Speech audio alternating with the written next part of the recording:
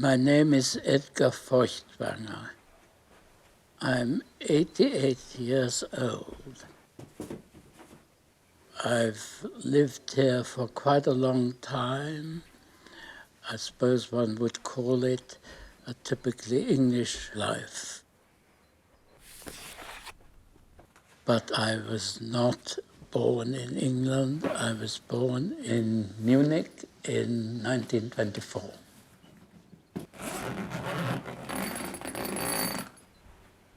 I was a German Jew, and I lived right across the road from Hitler's private flat.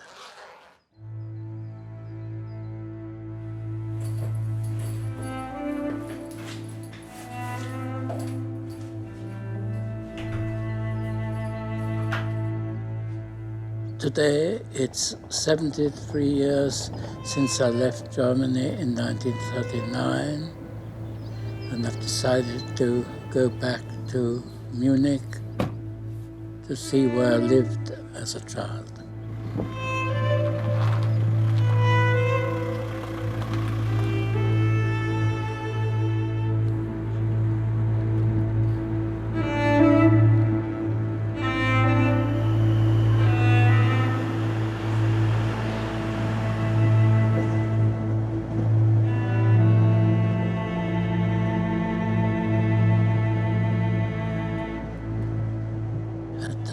It seemed to me, certainly as a child, quite a secure life, but of course it didn't.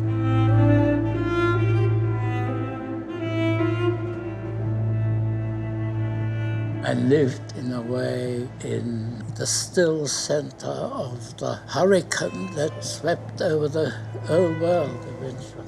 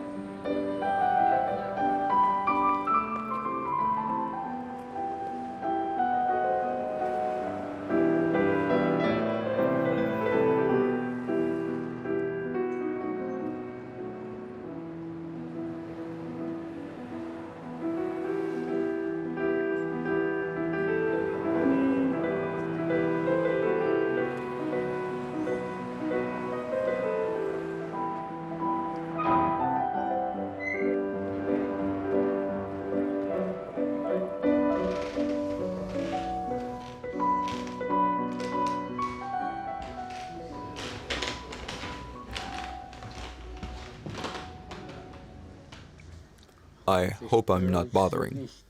No, don't worry.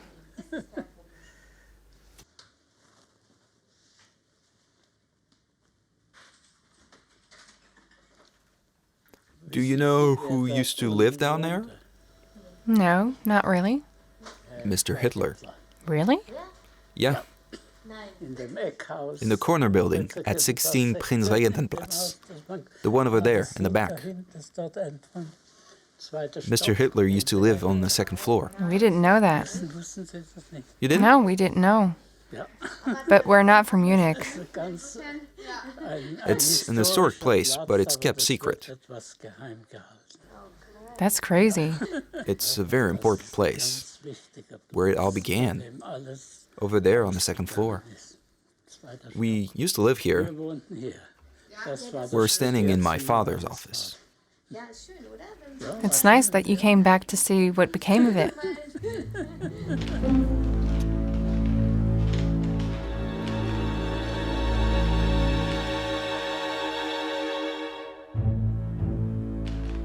This neighbor was not like a neighbor, like any other one, because just at the point when he became our neighbor, he became also very important and very well known and so on.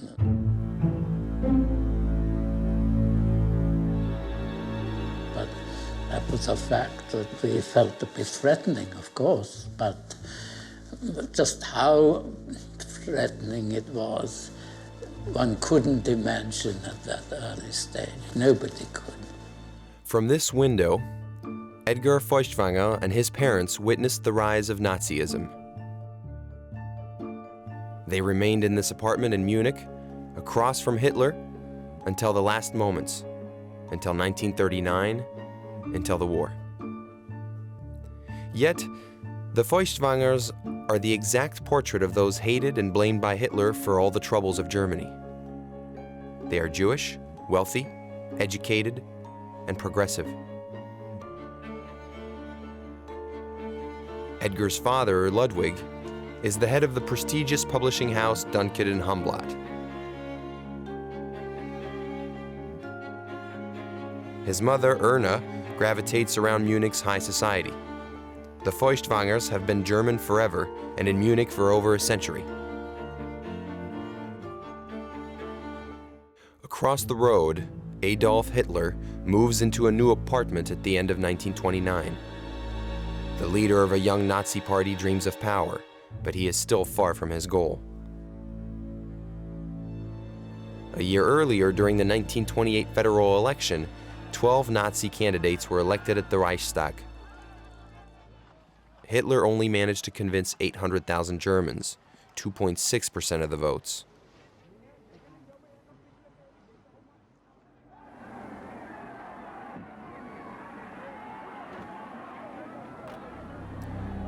But Hitler believes in his fate. His party meetings begin to draw larger and larger crowds. He is now financed by powerful industrials, and Mein Kampf appeals to more and more readers. At age 40, Hitler is now a comfortable man. He leaves the room he occupied in a lower-class neighborhood for the Prinzregentenplatz on the second floor of this building, in a luxurious 9-bedroom, 300-square-meter apartment next door to the Feuchtwangers.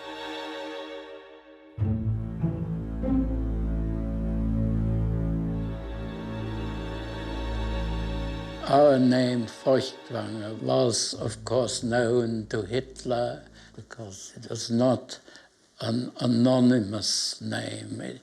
We were not people who were, so to speak, below the parapet. We were well-known people.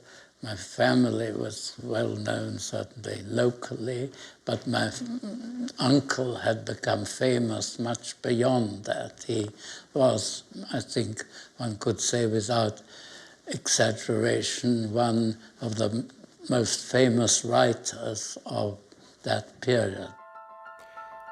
Lion Feuchtwanger, the most read writer of his generation and a Nazi opponent of the first hour. Edgar's uncle is the author of The Jew Süß, an international bestseller that denounced anti-Semitism as early as 1924. More importantly, he is one of the few intellectuals who dared stand up to Hitler.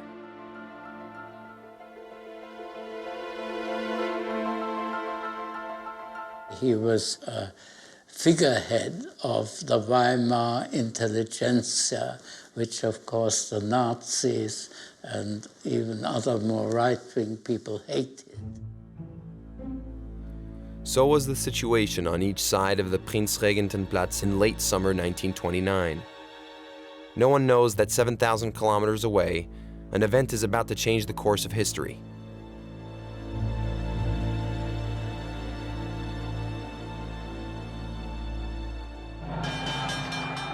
New York City, October 24th, 1929. Wall Street collapses. The economic ruin that shakes the United States spreads to Europe. In Germany, factories close one after another. In 3 years, the number of unemployed rose from 650,000 to 6 million.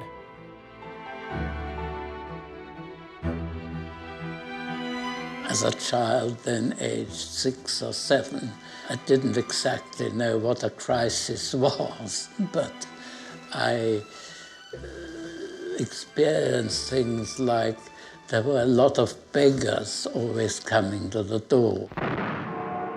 In the streets, Nazis and communists brawl during every election. Extreme right and left wings members try to grapple the votes of those disappointed by the Weimar Republic.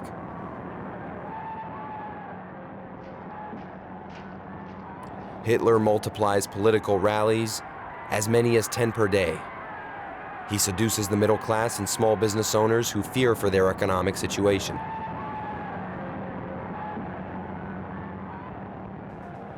Hitler is now at the head of the second political force of the country.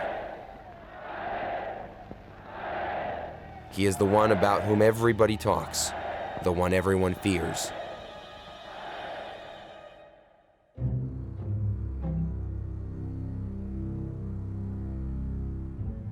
It's at this moment that Lion Feuchtwanger decides to publish Erfolg, a roman à clef in which, under the depiction of Rupert Kürzner, everyone can recognize Adolf Hitler.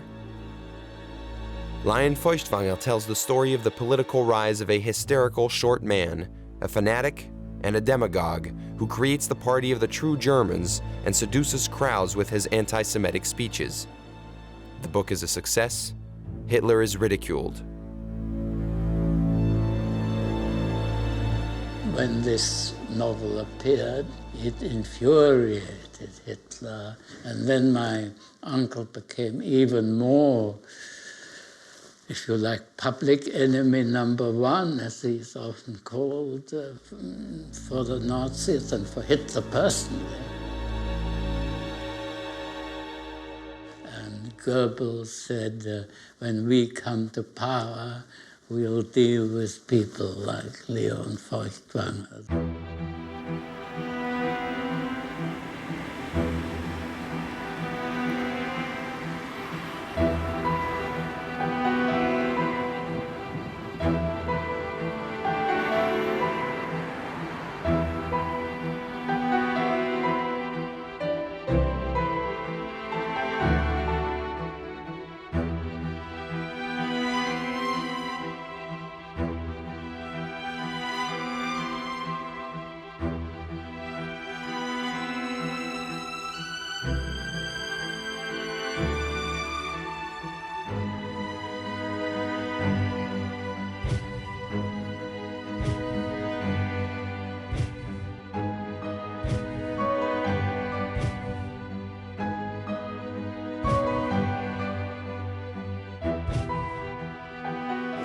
Persistent factors about Hitler, or the rise to power, is that he was always underestimated, because reasonable people like my parents and others couldn't imagine that somebody like that could come to power, or if they did come to power, they wouldn't last any longer than any other of the governments of the Weimar Republic, which lasted on average 8 months. And a lot of people believed that.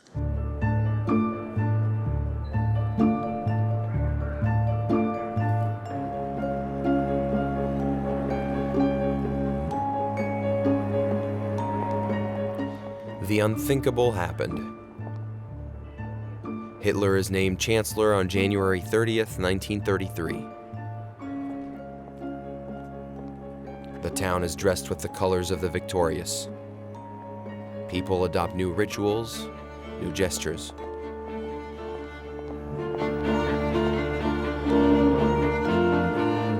In fact, a lot of the people thought it was great. There was a feeling of new beginning. Suddenly Germany was on its way back. People rush to acclaim the Führer, the providential man, the one who will save Germany and better each and everyone's situation. For the enemies of the regime comes the time to make a choice: stay or leave. Like Albert Einstein, thousands of opponents, scientists, and intellectuals flee Germany. Lion Feuchtwanger, who was then on a trip to the United States, decides not to go back. The events about to unfold will show him right. Within a few weeks, Hitler imposes his dictatorship. The police and the judicial courts are put under the authority of the Führer. The political opponents who did not flee on time are arrested and imprisoned in the first concentration camp built in the suburbs of Munich, and officially destined to hold political prisoners, Dachau. Joseph Goebbels, recently named Minister of Propaganda, organizes gigantic book burnings throughout Germany. 20,000 books are thrown in the fire, among which those of Kafka, Freud, Zweig, and of course, Feuchtwanger. Edgar's uncle is even declared an enemy of the state. He is one of the 33 first Germans to be stripped of their nationality. His apartment is raided. For those like Edgar's parents who haven't left, the net is closing in.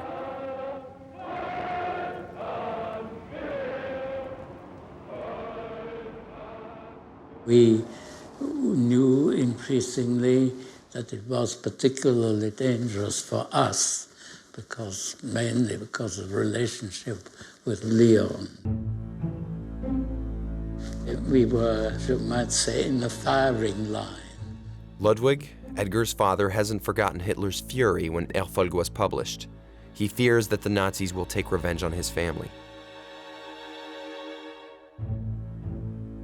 He really, in a sense, would have been glad if Leon hadn't published that novel.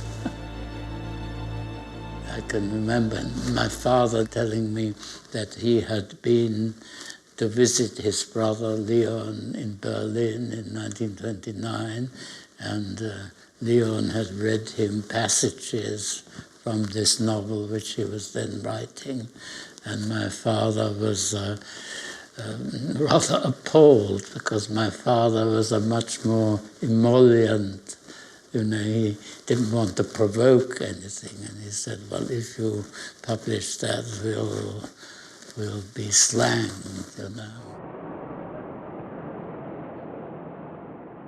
In the beginning of 1933, Germany's new masters seemed to have different priorities than exacting revenge on Feuchtwanger.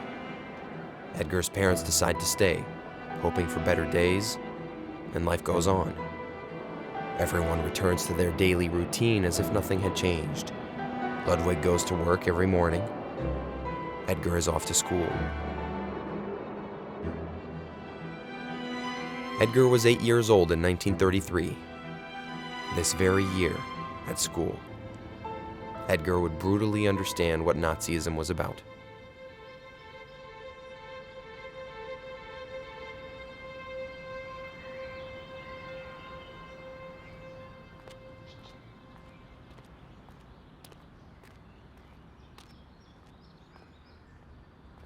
That's why it really, so to speak, began to impact on me.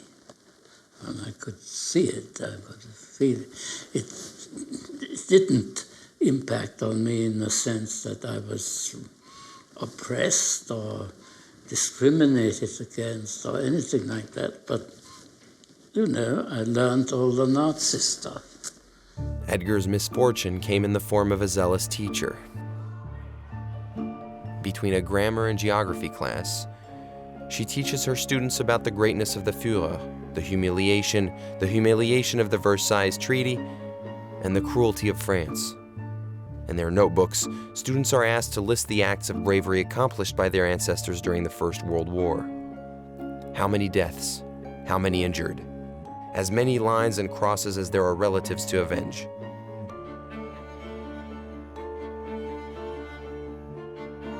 Fortunately, the teacher that welcomes Edgar today is much more pleasant.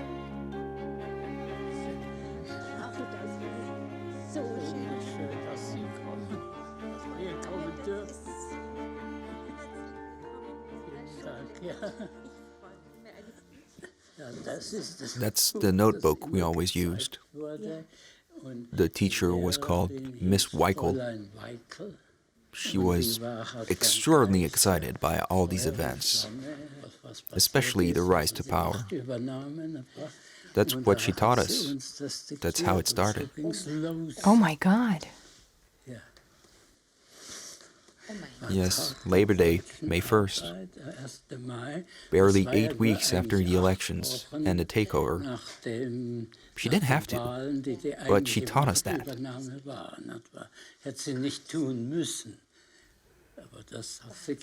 So she was convinced. Well, it's hard to tell. Maybe she was already a member of the party. That's Hitler here, with the sun rising.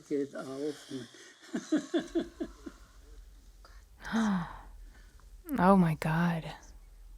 My God. And here there's also... Look here and there. That's crazy. Oh my God.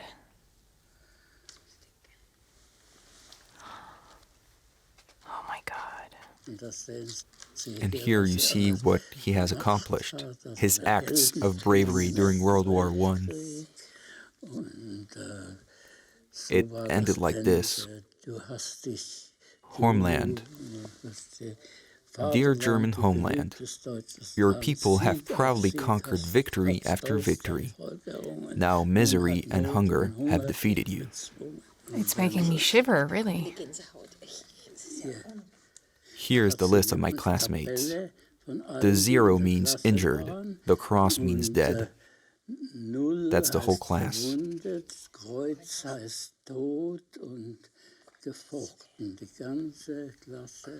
Doing that at 8.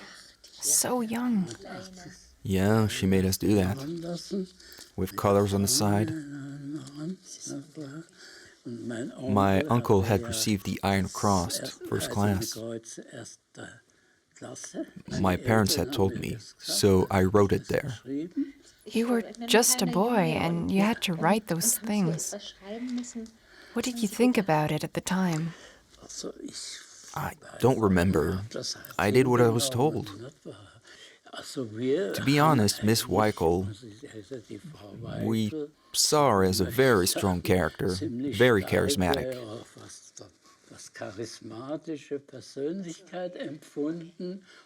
We took what she gave us.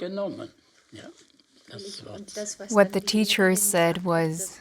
The truth, yes. Anyways, just a little while after, it became the official position of the regime.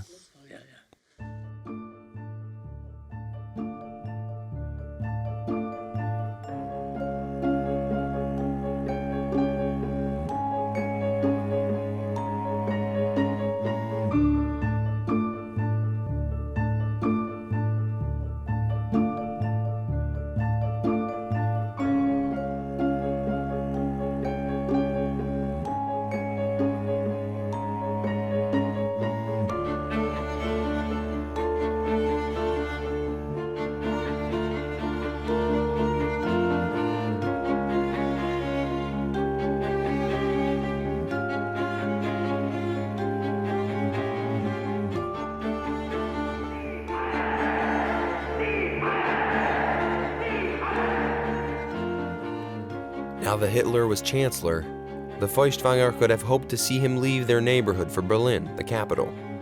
It did not happen. Because Hitler has a thing for Munich.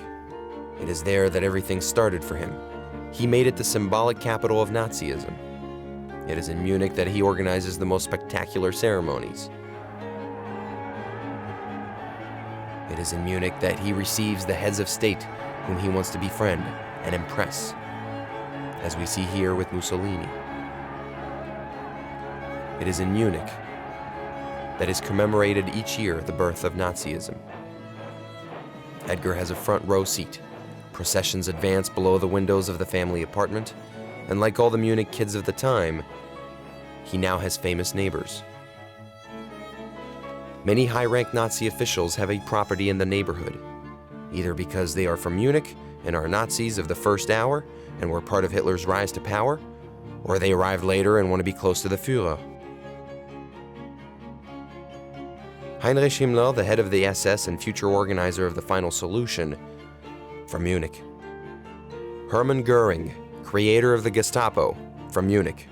Rudolf Hess, whom Hitler considers to be his heir, from Munich. Furthermore, in Munich, around the corner from Edgar, there is also Eva Braun, Hitler's hidden mistress, who lives at number 12 Wasserburgstrasse, whom everybody could see come out of her home on her bicycle smiling.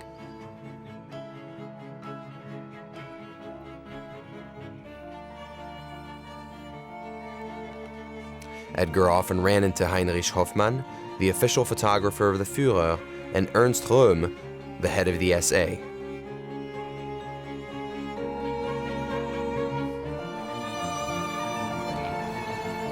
Röhm lived only a little bit further away from us. He had a villa there, much nicer than Hitler himself had. And when I went to school, I had to pass the villa that belonged to his photographer, Hoffmann. He was one of Hitler's Munich gang, and he was the employer of Eva Braun. And you could sometimes see, through the fence, there was sort of lattice fence, Hitler sitting in a deck chair in the next garden.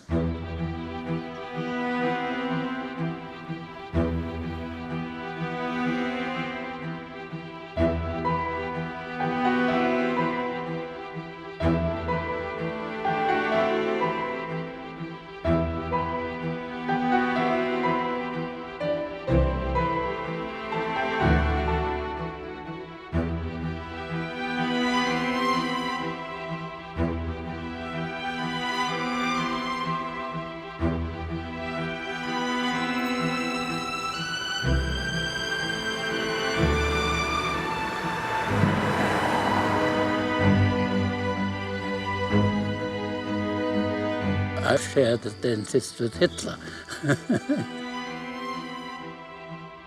That seems now extraordinary because Hitler is almost, a figure, not a real figure anymore, is he? No, he seems some sort of mythical, evil figure, isn't he, to the present generation?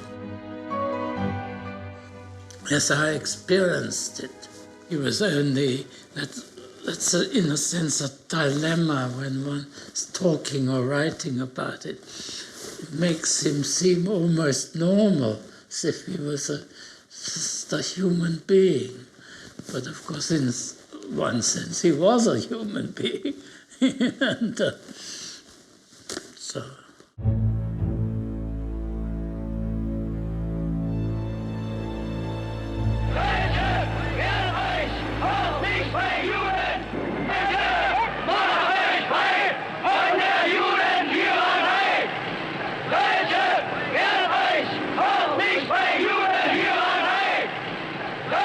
I had a friend who used to invite me to his birthday parties, and he invited me still in 1933, but not after that. It was a bit dangerous to mix with Jews, and particularly us with Feuchtwanger. From the very first weeks of Hitler's accession to power, the SA forbade the access to Jewish businesses. And very soon, they would go further by harming the Jews physically. One picture will reveal to the world the daily humiliations experienced by the Jews. You can see a man escorted by armed SA in the streets of Munich, with a sign hanging around his neck reading, "I am Jewish, and I will not complain to the police again." The man is Michael Siegel. He is a lawyer, a father, and the Siegels were the Feuchtwangers' best friends.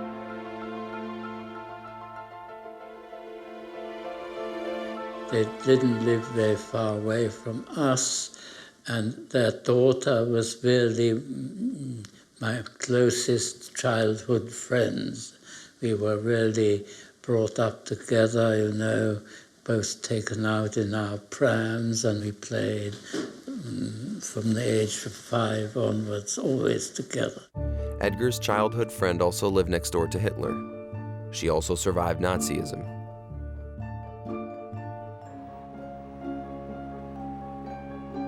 She is alive and well, like Edgar.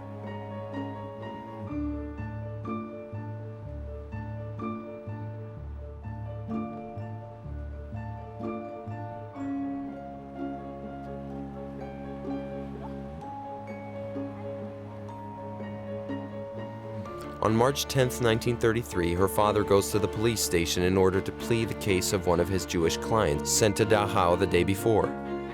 But a few days prior, the SA and SS had seized control of the police stations. He did not realize, or perhaps he did realize, but was courageous enough to ignore it, that within virtually hours, certainly days, the rule of law had completely collapsed. And instead of him being able to complain, he was beaten up, then paraded through the streets with only his underpants. And the pictures, of course, of it were well known and went all around the world. That was in March 1933. March the 10th, 1933. And I happened to be in bed with a cold. And I heard the front door of the flat slamming shut. And I thought somebody would come in and find out how I was. Nobody came. I got up, walked out, opened the door to the corridor opposite the bathroom. On the pegs outside the bathroom, I saw my father's blood-drenched clothes. Well, you can imagine how I felt, sort of scared.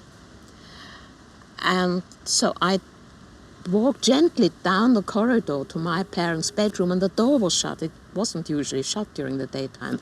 I knocked at the door, and I just saw my father pull up his bedclothes so I shouldn't see his face, his blood-stained face, because they bashed up his eardrums and knocked in his teeth. And well, there's a picture now that people can see, but I think you saw him soon afterwards. Well, that was one of the few occasions I can remember coming to your flat. And it must have been because your father was still in bed.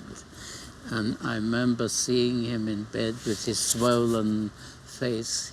He must have been better by then. It was no longer blood-stained, but it was swollen. The German newspapers refused to publish the picture of Michael Siegel, but 10 days later, it was on the cover of the Washington Post and helped reveal to the world the real face of the Nazi regime.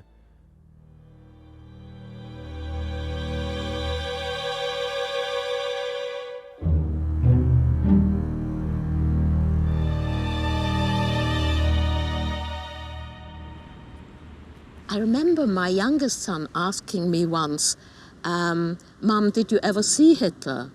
And I said, yes, of course, explained why. In fact, quite close up one day when I was crossing the street and his car was coming round the bend, and I was standing there with my dirndl and my plaits, looking like a nice little German girl, as one was, and he smiled at me, and my youngest son said to me, Mom, are you telling me that Hitler smiled at you?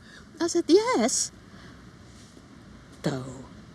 Did you smile back? I said, of course not. I knew who I was. I don't know, but did you see Hitler? Many times, yes, in various... Did he smile at you? Don't think he ever smiled, but when I was quite small and was taken for a walk there, that's so... I think the first time I remember seeing him came out of the house and he looked at me reasonably benevolently, I think. Yeah, I mean, but we walked on and yes.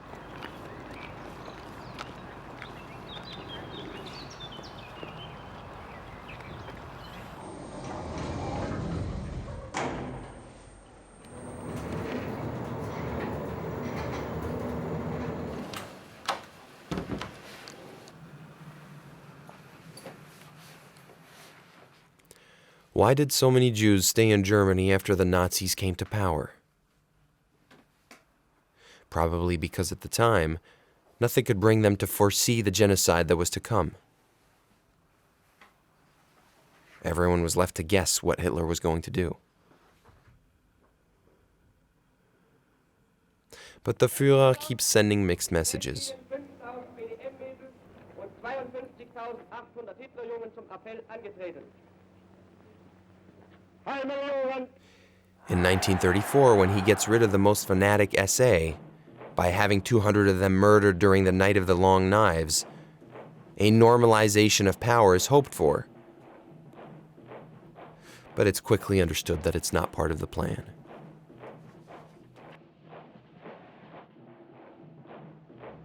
In Nuremberg in 1935, Hitler passes the laws for the protection of German blood and German honor, where it is questioned to biologically separate the Jews from the German nation. Conjugal and extraconjugal relationships between Jews and Aryans are forbidden. Mixed marriages are forbidden. Jews lose their German citizenships and the totality of their civic rights.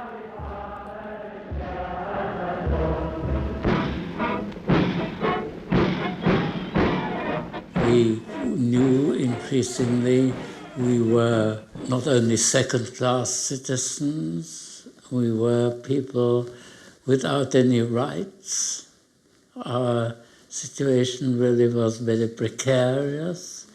I think we knew that, but of course, since we hadn't got any obvious alternative, since we couldn't really do anything about it, we somehow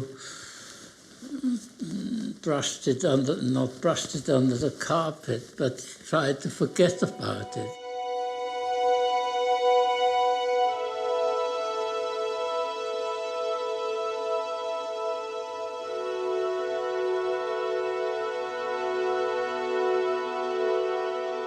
The last book he published was Keynes's General Theory of Employment, of course now a very important book.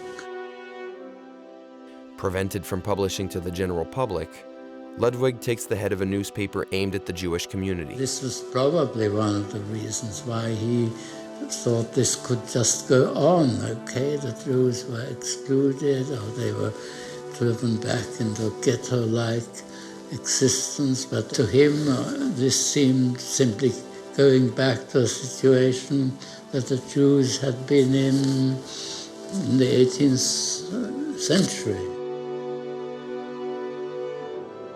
So he didn't take seriously enough the fact that it was going to get much more radical, and of course not seriously enough the fact that as the brother of Leon Feuchtwanger, he was very much in a personal exposed position. Leon Feuchtwanger, Edgar's uncle, has not abandoned standing up against Hitler.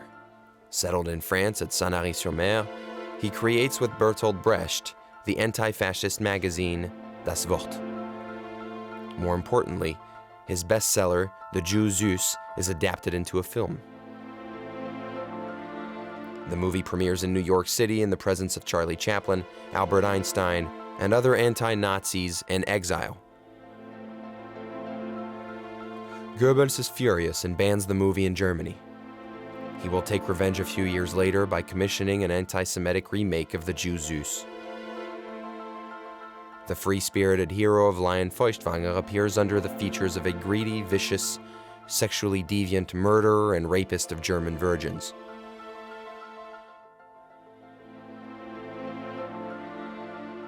Ironically, it is this second version that will be remembered.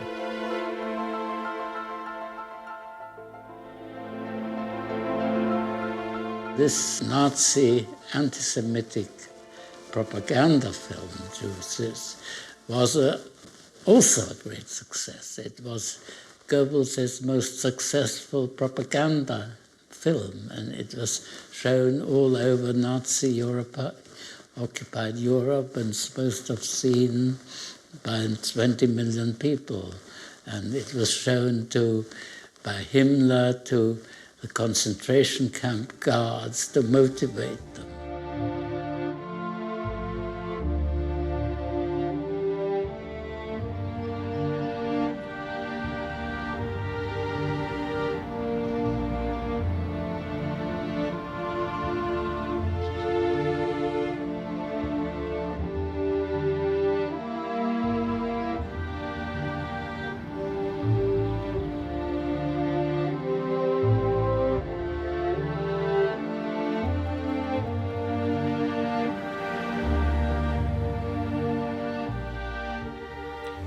The persecutions and anti-Semitic laws have an objective: drain the Jews out of Germany, force them to leave.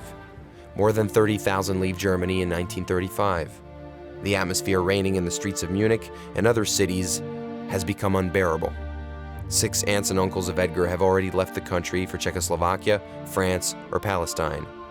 Edgar's father, like many others, resigned himself to stay in Munich.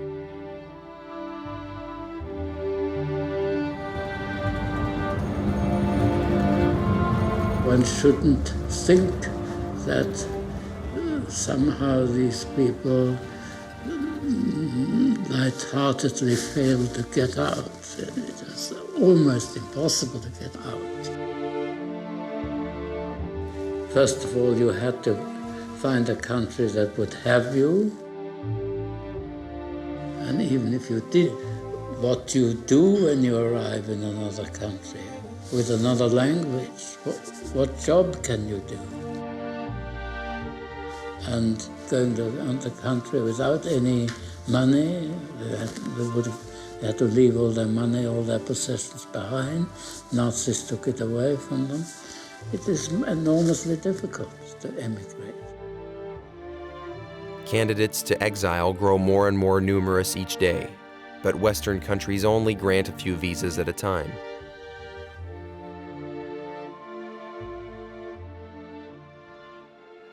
Germany is getting ready to host the Summer Olympics, and as if by magic, the anti-Semitic propaganda vanishes from the streets and newspapers. Hitler wants to give the spectators and foreign journalists the image of a tolerant country. The air is therefore more breathable, and many want to believe in better days to come.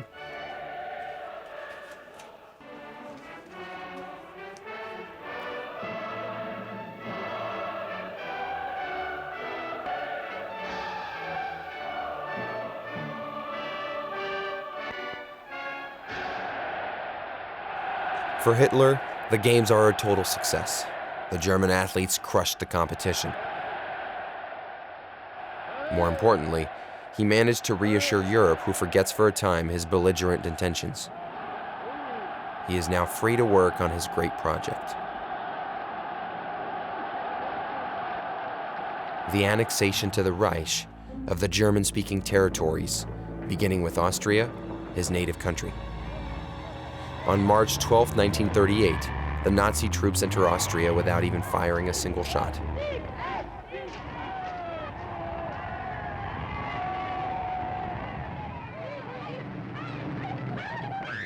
In Vienna, he is greeted like a hero.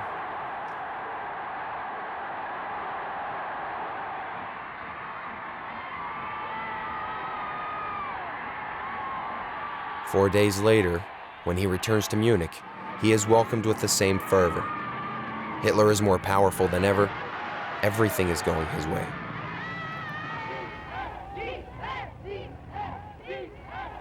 In 1938, people said, well, he's done what even Bismarck couldn't do. You know, Bismarck only established Germany without Austria. Hitler got Austria without firing a shot. Hitler is leading the Germans towards an inevitable war, yet he is more popular than ever. After the annexation of Austria, he sets his aim on a new target, Czechoslovakia. He claims that the Germans living in the province of the Sudetenland are oppressed, and demands that the territory be ceded to him, in spite of international agreements. The Führer is unveiling his ambitions, and the Germans can no longer ignore his intentions or his politics. The persecution of Jews inside the borders and the war outside of them. The Germans are, however, delighted, and nothing seems to ease their fervor.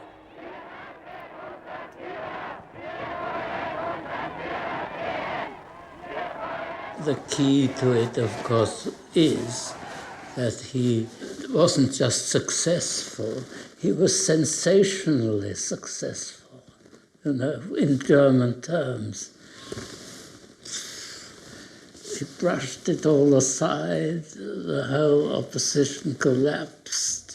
If you were a German nationalist and you wanted to see Germany great and powerful and whatever, he did it for you. Just like that. So that was the foundation of, why they began to dance around him like a golden calf, because he seemed a magician, who could pull rabbits out of a hat.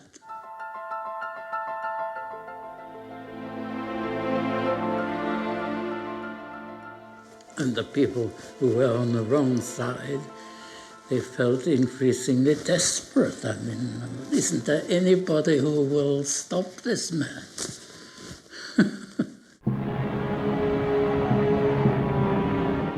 President Daladier arrives at Munich's airport. Welcomed by von Ribbentrop and a guard of honor. A little later comes the arrival of Mr. Chamberlain, and he is acclaimed as someone who, through a tremendous will, has just succeeded as one of the greatest peacemongers. Two men are decided on stopping Hitler when they arrive in Munich on September 29, 1938. Edouard Daladier, the president of the French Council, and Neville Chamberlain, the British Prime Minister, want Hitler to renounce his plan to invade the Sudetenland.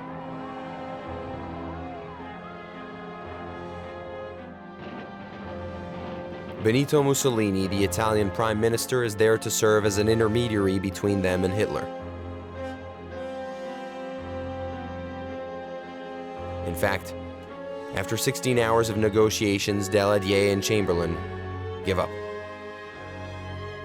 To avoid war, they grant Hitler the Sudetenland without asking more than vague promises of peace in exchange. Hitler is happy, so is Chamberlain. Through this agreement, he believes to have avoided his country military conflict, but he wants more. He wants a letter from Hitler stating his commitment to negotiate their future disagreements in a peaceful manner. The day after the signature, Chamberlain goes to the Prinzregentenplatz in Hitler's home across the road from the Feuchtwangers.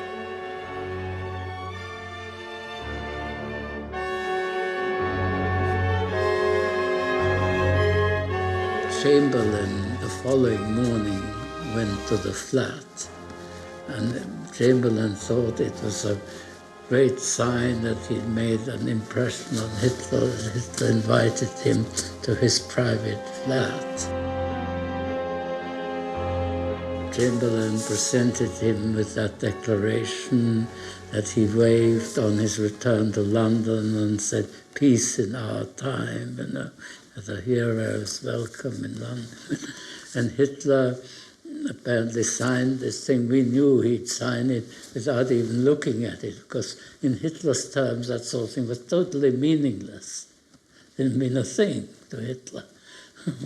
Declaration of peace, well, what does it mean? It doesn't mean a thing.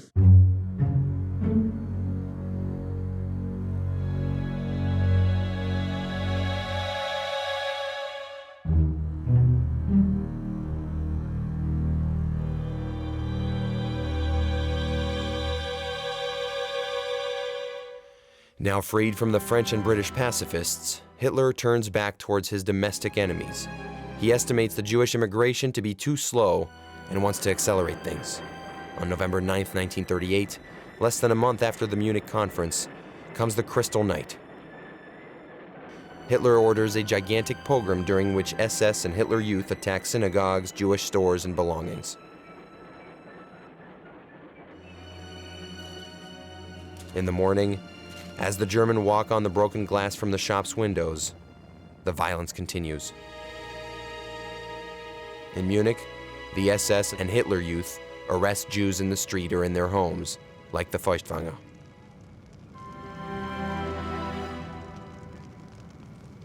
I remember there was a knock at the door, and there were, I think, two officials, a Gestapo. They showed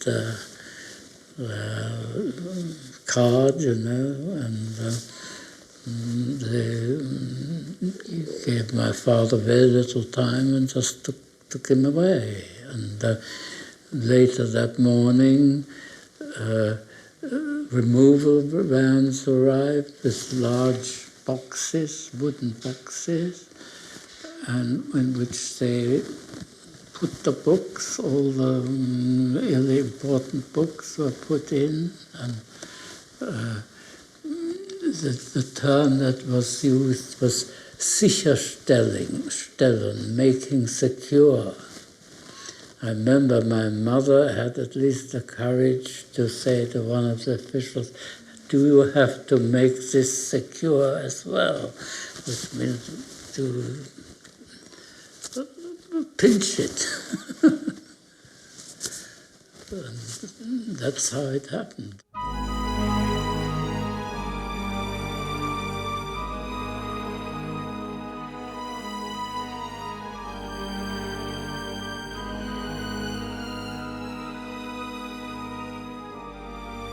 All throughout the country, the same scenes are seen over and over again. Jews are dragged out of their homes, humiliated and beaten in public. 30,000 are arrested and deported to the concentration camps. Ludwig is sent to Dachau.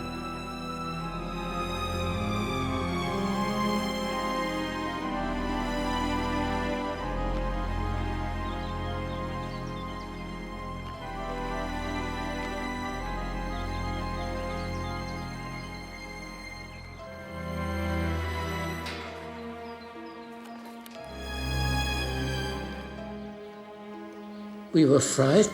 We were simply frightened. We didn't know what was going to happen. We didn't know what was going to happen to him. Would he survive? And we were really afraid. The fear is the overwhelming emotion you get in that sort of situation.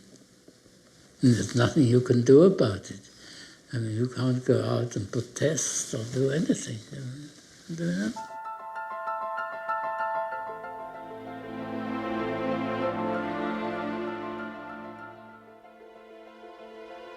The Crystal Night and the following deportations caused the deaths of 2,000 to 2,500 men, women, and children.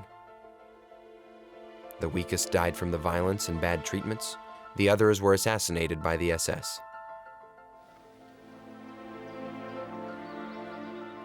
Edgar's father fortunately survived. In a way, it was almost a miracle that he survived, because they didn't discover that he was the brother of Leon Feuchtwanger. Because that's how they were. They weren't that well organized, really. Or the right hand didn't always know what the left hand was doing. They'd arrested these people. Somebody would have had to look up somewhere that here we have one brother of Leon Feuchtwanger, but they didn't.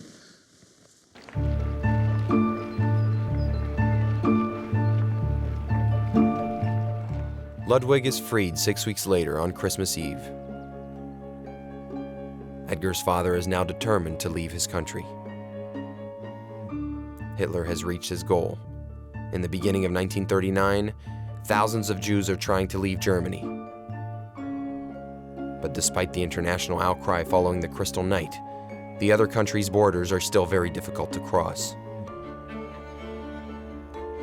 The more useful immigrants are welcomed, scientists, researchers, engineers, but a massive Jewish immigration is out of the question.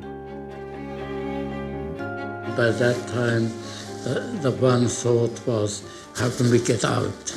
How can we get out of this as quickly as possible? How is it, And there were all these curious things, that all sorts of obscure consulates of El Salvador sold a visa which was worthless and things like that. But then, of course, in the event, we got the visa to Britain, this capitalist visa, when my uncle and various relations put down £1,000 that enabled us to get out as a family to England.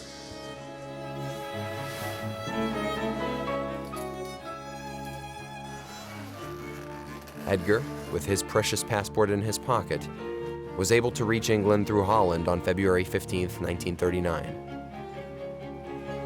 My father went with me in the train. I went to near the Dutch border. Then SS men came through the train, checked the passport. They asked him why he didn't emigrate as well as me. And he said he was, but a bit later he was preparing to emigrate. And then he left the train and went back to Munich. And I went on across the Dutch border. And that was the first time I saw the sea. And I arrived in Hoek van Holland.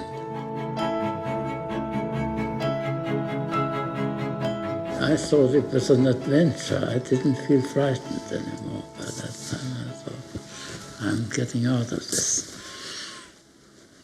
this evil empire, as it would later be put. That's what I felt.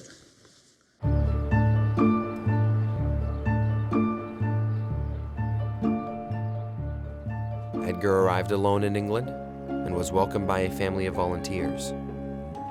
Erna and Ludwig managed to leave Germany 3 months later and joined their son. The Feuchtwanger family settled in Great Britain and began a new life.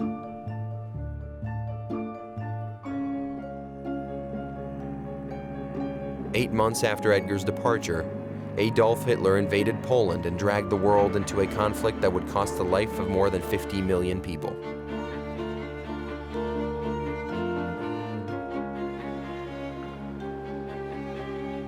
In 1933, 500,000 to 600,000 Jews lived in Germany. Despite the obstacles, more than half of them managed to flee before 1939. Almost all of those who couldn't escape perished in extermination camps. The Nazi regime caused the death of more than 6 million Jews.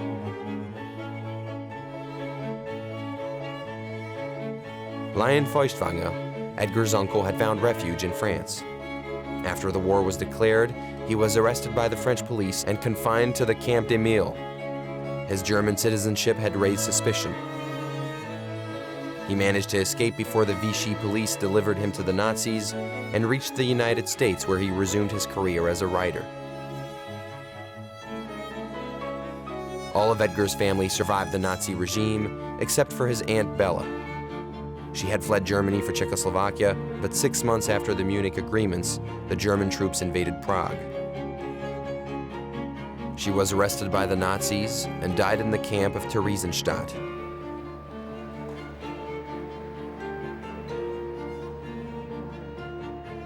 Edgar was 14 when he arrived in England.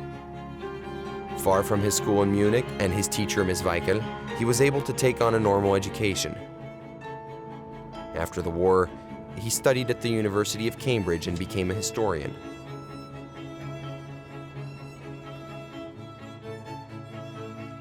Edgar got married and had 3 children, then 3 grandchildren. They live what one could call a typical English life.